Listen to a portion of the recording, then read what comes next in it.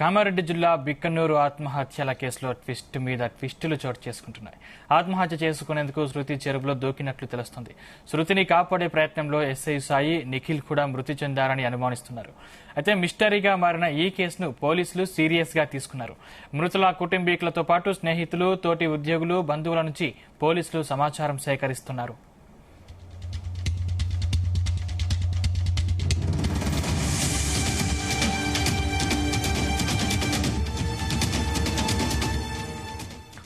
అడ్లూరు ఎల్లారెడ్డి చెరువులో మృతి చెందిన బిక్కనూరు ఎస్ఐ సాయి కుమార్, బీబీపేట పోలీస్ స్టేషన్లో పనిచేసే మహిళా కానిస్టేబుల్ కమ్మరి శృతి, బీబీపేటకు చెందిన తోట నిఖిల్ల సంబంధాలపై పోలీసులు ఆరా తీస్తున్నారు. ముగ్గురు ఒకే చేట ఒకేసారి మరణించడానికి గల కారణాలు ఏంటని దర్యాప్తు చేస్తున్నారు. వీరి మధ్య పరిచయాలు ఎలా ఏర్పడ్డాయనే కోణంలో దర్యాప్తు సాగిస్తున్నారు.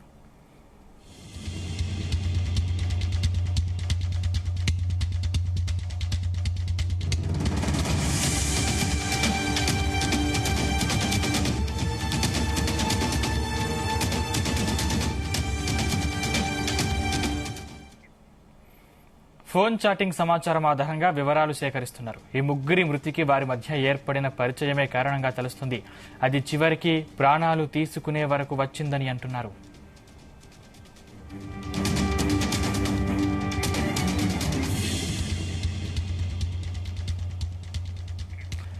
బిక్కనూరు ఎస్ఐ సాయి కుమార్ గతంలో బీబీపేటలో ఎస్హెచ్ఓగా పనిచేశారు. అప్పుడు అక్కడ రిసెప్షనిస్ట్ గా పనిచేసిన కానిస్టేబుల్ శృతితో పరిచయం ఏర్పడింది.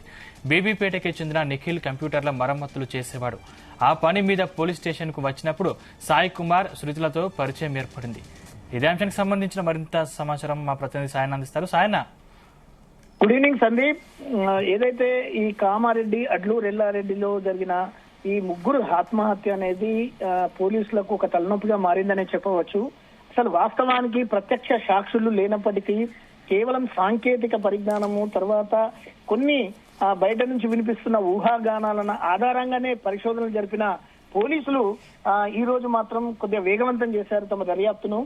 అయితే ఓవరాల్ గా చూస్తుంటే డెప్త్ గా అసలు వాళ్ళ పరిచయాలు ఏ విధంగా ఏర్పడ్డాయి, అసలు శృతికి సాయి కుమార్ కు ఎలాంటి సంబంధాలు ఉన్నాయి, అదే విధంగా శృతికి నిఖిల్ కు ఏ విధమైన పరిచయాలు ఉన్నాయనే దాని కోణంలో కూడా డెప్త్ గా మొదటి నుంచి వాళ్ళు ఆధారాలు సేకరిస్తున్నారు. వారి బంధువులు గాని, వారి స్నేహితులను గాని, వారికి సంబంధించిన ఈ పోలీస్ శాఖలో పనిచేస్తున్న వారిని గాని, తర్వాత అక్కడ చుట్టుపక్కల ఉన్న ప్రజల నుంచి కూడా రకరకాల బృందాలు, పోలీసు బృందాలు వెళ్లి ఈ పరిశోధనను వేగవంతం చేశారు. అయితే దీనిలో మనకు కొన్ని ట్విస్ట్ల మీద ట్విస్ట్లు ఏర్పడుతున్నాయి అనేది మాత్రం వాస్తవము.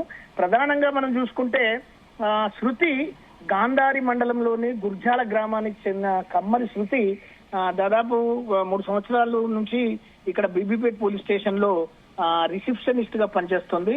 అయితే ప్రతిరోజు ఆమె అప్ అండ్ డౌన్ చేస్తూ ఎక్కడైతే గాంధారి మండలం నుంచి రాకపోకలు సాగిస్తూ ఉంటుంది. అయితే ఆ రిసెప్షనిస్ట్ గా పనిచేస్తున్న క్రమంలోనే కంప్యూటర్ ఆపరేటర్లు మరమ్మతులు చేసే, అంటే హార్డ్వేర్ సాంకేతిక పరిజ్ఞానం కలిగిన నిఖిల్, తోట నిఖిల్ బీబీపేట గ్రామానికి చెందిన అవివాహితుడు, అతను సొసైటీలో పనిచేస్తుంటాడు. ఆ పనిచేసే క్రమంలో హార్డ్వేర్ కి సంబంధించిన కొంత పరిజ్ఞానంతో ఆయన అక్కడ ఏదైతే పోలీస్ స్టేషన్ లో కంప్యూటర్ ప్రాబ్లమ్స్ వచ్చినప్పుడు వెళ్ళినప్పుడు అక్కడ శృతితోటి కొద్దిగా పరిచయం ఏర్పడింది. ఆ పరిచయం కాస్త ప్రేమగా మారిందని చెప్పవచ్చు. వాస్తవానికి శృతికి దాదాపు 5 సంవత్సరాల కిందటనే వివాహమై విడాకులు తీసుకుంది.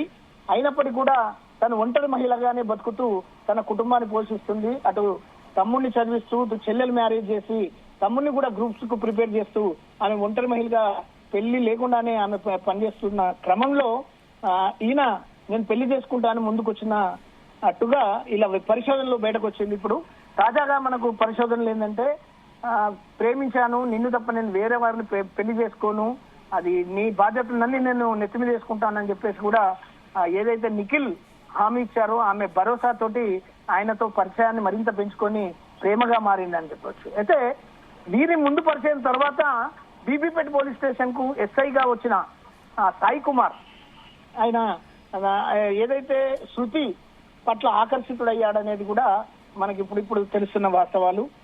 ఆమె అందంగా ఉండడము, ఆమె చలాకీతం గాని, ఆమె మాట తీరు గాని, ఆమె యొక్క మృదు స్వభావం అని గాని ఈయన ఎవరైతే సాయి కుమార్ ఆకర్షితుడై ఆమెను కొద్దిగా ఇబ్బందులకు గురి చేసిందని కూడా మనకు ఇప్పుడు తెలుస్తున్న దర్యాప్తులు తెలుస్తుంది.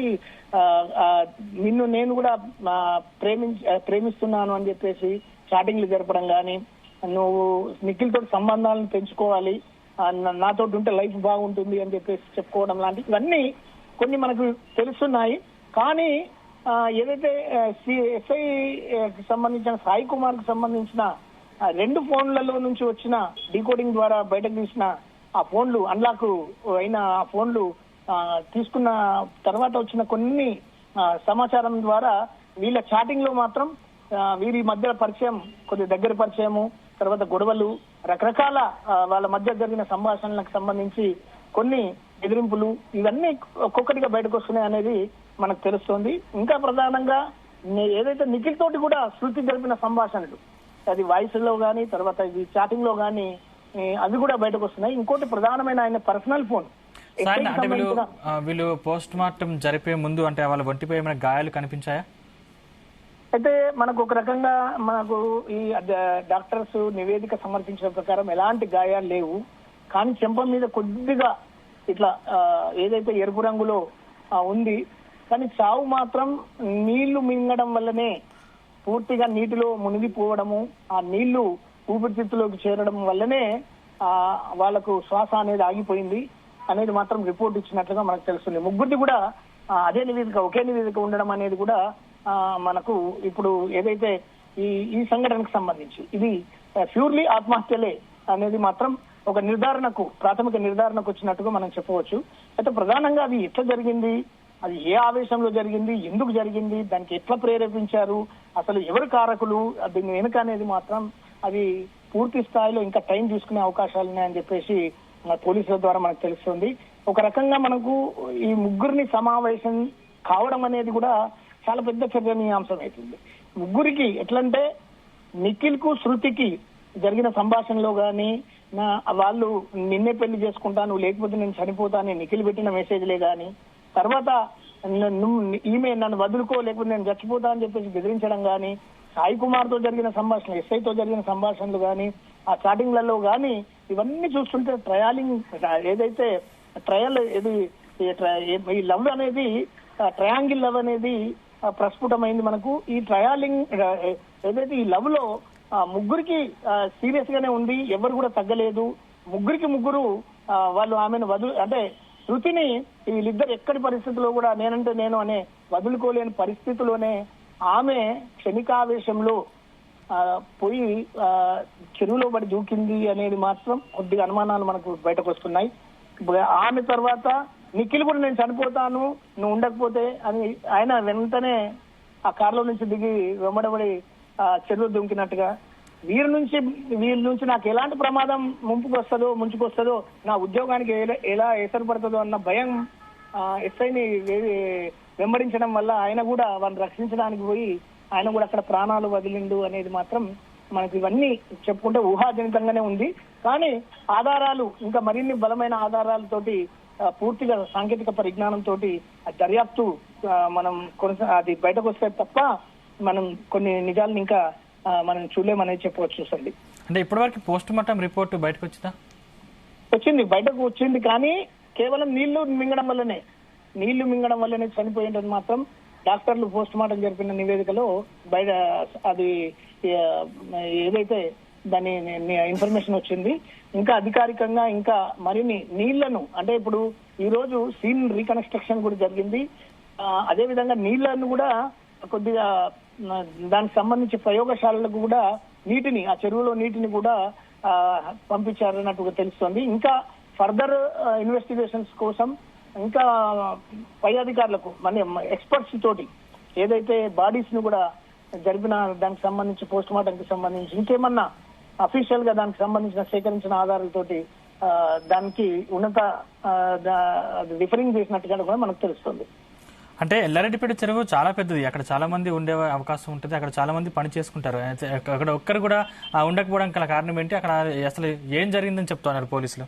సందీప్, ఇది కామారెడ్డి మెయిన్ రోడ్ కు ఆనుకోనే సదాశివనగర్ రోడ్ అని ఉంటుందని ఆనుకోనే ఉంటుంది. అతిపెద్ద చెరువు ఇది. అడ్లూరు ఎల్లారెడ్డి చెరువు అనేది చాలా పెద్ద చెరువు. అది ఆ చెరువు ఆ కట్ట చాలా ఎత్తుగా ఉంటుంది. ఆ కట్ట నుంచి ఆ లోపలికి చాలా అటు పోతే ఆ రోడ్డు నుంచి పోయే వారికి ఎవ్వరూ కనిపించదు. ఇదంతా ప్లానింగ్ తోటే జరిగింది పథకం ప్రకారంగా. ఇది ఎస్ఐ గారు ఏదైతే సాయి కుమార్, మనం ఇక్కడ బిక్కనూరులో కూర్చున్నా అందరికి తెలిసిపోద్ది, బీబీపేట వైపు వెళ్ళినా మనం అందరికి తెలిసిపోద్ది. ఇది ఎక్కడ నిజామాబాద్ వైపు వెళ్లే దారిలో ఈ సదాశివ నగర్ దగ్గర ఆ చెరువు కట్ట కిందకు పోదామని చెప్పేసి ఆ చెరువు కట్ట దగ్గరికి పోయిన తర్వాతనే ఎవరికి కనిపించకుండా వాళ్ళు అక్కడ కూర్చొని మాట్లాడినట్టు, అక్కడనే గొడవ జరిగినట్టు, అక్కడనే క్షణికావేశాలు తీసుకున్నట్లుగా మనకు ప్రాథమిక విచారణలో బయటపడుతుంది. Right, thank you sir.